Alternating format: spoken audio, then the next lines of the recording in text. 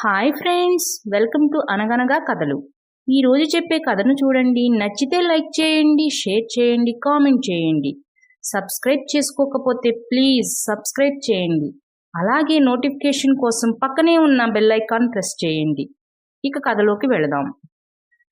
అనగనగా ఒక గ్రామంలో రమేష్, సురేష్, సతీష్, ప్రతాప్ అనే నలుగురు స్నేహితులు ఉండేవారు. ప్రతాప్ అవిటివాడు.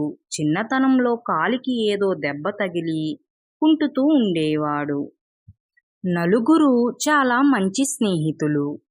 నలుగురు కలిసి సమయం దొరికితే చాలు ఆటలు ఆడుతూనే ఉండేవారు. ఒకరోజు రమేష్, సురేష్, సతీష్ పరుగు పరుగున ఆయాసపడుతూ ఇంటికి వచ్చారు. ఏంట్రా రమేషు, అలా పరుగు పరుగున వస్తున్నారు? ఏం జరిగింది అని అడిగింది రమేష్ వాళ్ళ నానమ్మ.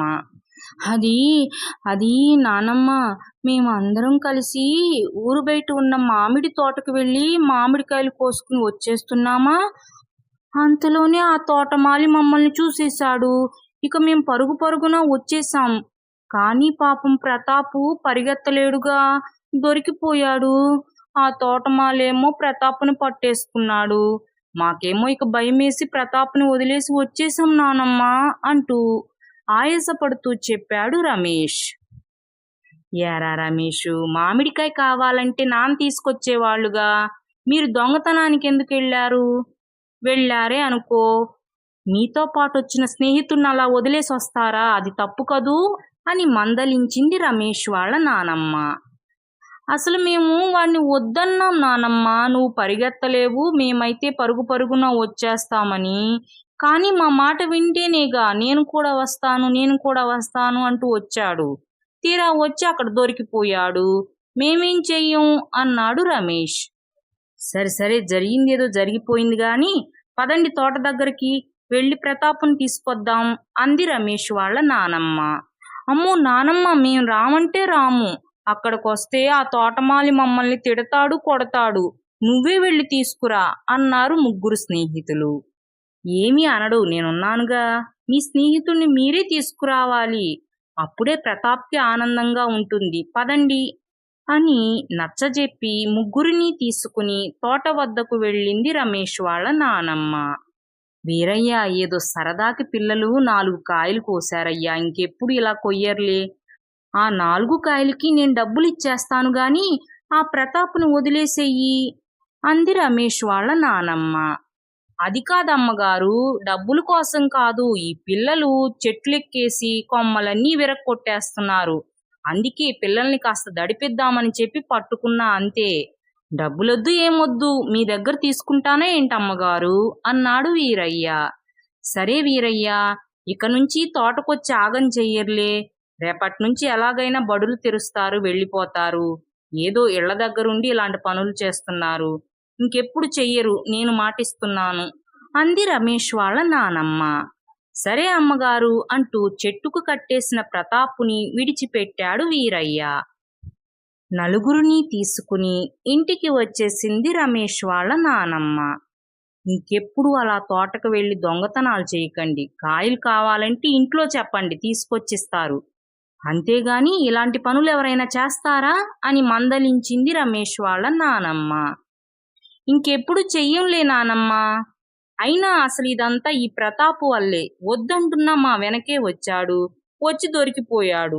అదే మేం ముగ్గురం వెళితేనా అసలు తోటమాలి మమ్మల్ని చూసేవాడే కాదు. దీనంతటికీ ప్రతాపే కారణం అని మొత్తం తప్పంతా ప్రతాప్ మీదే వేశారు ముగ్గురు స్నేహితులు. పిల్లలు, నాకు తెలియక అడుగుతున్నా, మీ నలుగురు ప్రాణ స్నేహితులేనా అని అడిగింది రమేష్ వాళ్ళ నానమ్మ. అవును నానమ్మ, మేం నలుగురు మంచి స్నేహితులం అని చెప్పారు పిల్లలు. మంచి స్నేహితులైతే జింక, ఎలుక, కాకి వాళ్ళ స్నేహితుడైన తాబేలుని కాపాడినట్లు మీరు కూడా మీ స్నేహితుడిని కాపాడాలిగా. మరెందుకని కాపాడకుండా వచ్చేశారు అని అనుమానంగా అడిగింది రమేష్ వాళ్ళ నానమ్మ. జింక, ఎలుక, కాకి, తాబేలేంటి నానమ్మ, అవి 4 కూడా స్నేహితులేనా? అసలు తాబేలుకి ఏం జరిగింది? కాస్త వివరంగా చెప్పు నానమ్మ అని కుతూహలంగా అడిగారు పిల్లలు. పిల్లలు, అది కాకులు దూరని కారడవి, చీమలు దూరని చిట్టడవి. ఆ అడవిలో జింక, ఎలుక, కాకి, తాబేలు ఉండేవి. ఆ నలుగురు మంచి స్నేహితులు. రోజు నలుగురు కూర్చుని కబుర్లు చెప్పుకుంటూ ఉండేవారు. ఒకరోజు కాకి ఆయాసపడుతూ వచ్చి, మిత్రులారా, మన స్నేహితుడు అక్కడ వేటగాడి వలలో చిక్కుకుపోయాడు. నేనిప్పుడే అటు నుంచి వస్తూ చూసి వస్తున్నా. నేను జింకకి ధైర్యం చెప్పి వచ్చాను. నేను ఎలుకను తీసుకువస్తాను.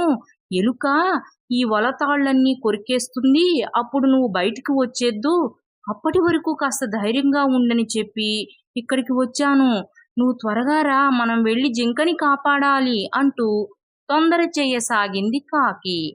సరే సరే, నేను తప్పకుండా ఆ పని చేస్తాను. కానీ అసలు ఆ జింక ఎక్కడుంది? ఇప్పటికిప్పుడే నేను బయలుదేరినా ఆ జింక దగ్గరికి వెళ్ళడానికి ఎంత సమయం పడుతుంది అని వివరాలు అడగసాగింది ఎలుక. నువ్వెక్కడికి వెళ్ళొద్దు, నా ఈపి మీద ఎక్కి కూర్చో చాలు. నిమిషాలలో జింక దగ్గరకు తీసుకువెళతాను అంటూ ఎలుకని తన ఈపి మీదకి ఎక్కించుకుంది కాకి. ఇంతకీ మన మిత్రుడు ఎక్కడ చిక్కుకుపోయాడో ఆ ప్రదేశం చెప్పరా నాకు కూడా, నేను కూడా మెల్లగా అక్కడికి వస్తాను అని అడిగింది తాబేలు. ఇదిగో ఇక్కడికి దగ్గరే అని చెప్పి, అయినా సరే నువ్వు రావద్దు, నువ్వు వచ్చేసరికి మేము జింకని కాపాడి తీసుకొచ్చేస్తూ ఉంటాము. ఇంకా అంతకాడికి నువ్వెందుకు రావడం? ఇక్కడే కూర్చో, భయపడకు, మేం వెళ్ళి జింకను తీసుకొచ్చేస్తాంగా అని ధైర్యం చెప్పి కాకి, ఎలుక అక్కడి నుంచి వెళ్ళిపోయారు. అయితే తాబేలుకి మాత్రం మనసులో లేదు. అయ్యో, నా మిత్రుడు అక్కడ ఆపదలో ఉంటే నేను ఇక్కడ ప్రశాంతంగా ఎలా ఉండగలను? నేను కూడా వెళతాను. వెళ్ళి నా చేతనైనంత సాయం చేసి నా స్నేహితుణ్ణి ఆపద నుంచి కాపాడతాను అని అనుకుంటూ మెల్లగా అక్కడికి బయలుదేరింది. అలా వెళుతున్న తాబేలు వేటగాడికి దొరికిపోయింది. వేటగాడు తాబేలుని పట్టుకుని తాళ్లతో కట్టేసి భుజాన వేసుకుని ముందుకి వెళ్ళసాగాడు. ఇక ఇక్కడ ఎలుక వేటగాడు రాకముందే వలను కొరికేసి జింకను బయటకు తీసింది. ముగ్గురు స్నేహితులు ఎంతో ఆనందంగా తిరిగి వస్తూ ఉండగా దూరంగా వేటగాడు తాబేలును తీసుకుని రావడం కనిపించింది. అయ్యో, మన మిత్రుడు వేటగాడికి దొరికిపోయాడే! ఇప్పుడు ఎలాగైనా సరే మనం మన మిత్రుడిని కాపాడుకోవాలి. ఎలా కాపాడుకోవాలి అని ఆలోచించి ఒక ఉపాయం పన్నాయి. జింక నీటి మడుగు దగ్గరగా వెళ్ళి చనిపోయినట్లుగా పడిపోయింది. కాకి ఏమో చనిపోయిన జింకను తింటున్నట్టుగా జింక మీద వాలి దానిని పొడుస్తూ ఉంది.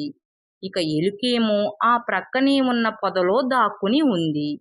వేటగాడు దగ్గరకు వస్తూ, ఆహా, ఈరోజు నేను ఎవరి ముఖం చూశాను, అన్నీ నాకే దొరుకుతున్నాయి అని ఆనందపడుతూ భుజాన ఉన్న తాబేలుని కిందకి దించి జింక వద్దకు మెల్లగా వచ్చాడు. ఇక ఆ ప్రక్కనే ఉన్న ఎలుక గబగబా వచ్చి ఆ తాళ్లను కొరికేసింది. తాబేలు నీటి మడుగులోకి వెళ్ళిపోయింది. ఎలుక కూడా వెంటనే పొదలోకి వెళ్ళి దాక్కుంది. ఇక వేటగాడు దగ్గరికి వస్తూ ఉండగా కాకి ఎగిరి వెళ్ళి చెట్టు మీద కూర్చుంది. ఇక వేటగాడు జింక దగ్గరికి వెళ్ళి దానిని చూస్తూ, ఇది ఎలా చనిపోయింది, దీన్నిప్పుడు ఎలా తీసుకువెళ్ళాలి అని దానిని చూస్తూ ఉండగా తన స్నేహితులందరూ తప్పించుకున్నారని నిర్ధారణ చేసుకున్న తరువాత జింక ఒక్క ఉదుటున లేచి అక్కడి నుంచి దూరంగా పారిపోయింది. అక్కడ జరుగుతున్నదేమిటో తెలియక అయోమయంగా చూస్తుండిపోయాడు వేటగాడు. అయ్యో, జింక చనిపోయిందనుకున్నానే, ఇది చనిపోలేదా అని వెనుతిరిగి చూడగా అక్కడ తాబేలు లేదు. అయ్యో, ఈ రోజేంటి దొరికినట్లే దొరికి అన్నీ చేజారిపోతున్నాయి అని బాధపడుతూ అక్కడి నుంచి వెళ్ళిపోయాడు వేటగాడు. వేటగాడు వెళ్ళిపోయిన తరువాత అన్నీ బయటకు వచ్చి, అమ్మయ్యా, ఎలా అయితేనేం మనం మన ప్రాణాలను రక్షించుకోగలిగాము అని ఆనందపడుతూ, అయినా మిత్రమా, నిన్ను రావద్దంటే నువ్వెందుకొచ్చావు అని అడిగింది కాకి. మన మిత్రుడు ఆపదలో ఉన్నాడనేసరికి నా మనసులో లేకుండా పోయింది. నేను కూడా వస్తే ఏదో రకంగా మీకు సాయం చేస్తాను గదా అని చెప్పి మెల్లగా మీ దగ్గరకు బయలుదేరాను. ఇంతలో వేటగాడు నన్ను చూసి పట్టేసుకున్నాడు అని చెప్పింది తాబేలు. తాబేలు ప్రేమకి మురిసిపోయి ఇక తాబేలుని ఏమీ అనలేదు జింక, కాకి, ఎలుక. ఏదైతే ఏమైందిలే, మన నలుగురం ప్రాణాలతో బయటపడ్డాం, అది చాలు అని ఆనందపడుతూ అక్కడి నుంచి వెళ్ళిపోయాయి అని నానమ్మ కథ చెప్పి, పిల్లలు చూశారా, స్నేహం అంటే అది, ఆపదలో ఉన్న స్నేహితుణ్ణి కాపాడినవాడే నిజమైన స్నేహితుడు, మీరు కూడా అలాగే ఉండాలి అని వారికి స్నేహం విలువ గురించి చెప్పింది నానమ్మ. అవునా నానమ్మా, ఇక నుంచి మేం కూడా అలాగే ఉంటాంలే అని ఆ రోజు నుంచి నలుగురు స్నేహితులు ప్రాణ స్నేహితులైపోయారు. రమేష్, సురేష్, సతీష్ ప్రతాప్ని ఇంకాస్త జాగ్రత్తగా చూసుకోసాగారు. ఫ్రెండ్స్, ఈ కథ మీకు కూడా నచ్చిందనే అనుకుంటున్నాను. Thanks for watching. మరో మంచి కథతో మళ్ళీ కలుద్దాం. అప్పటి వరకు సెలవు. Take care. బాయ్.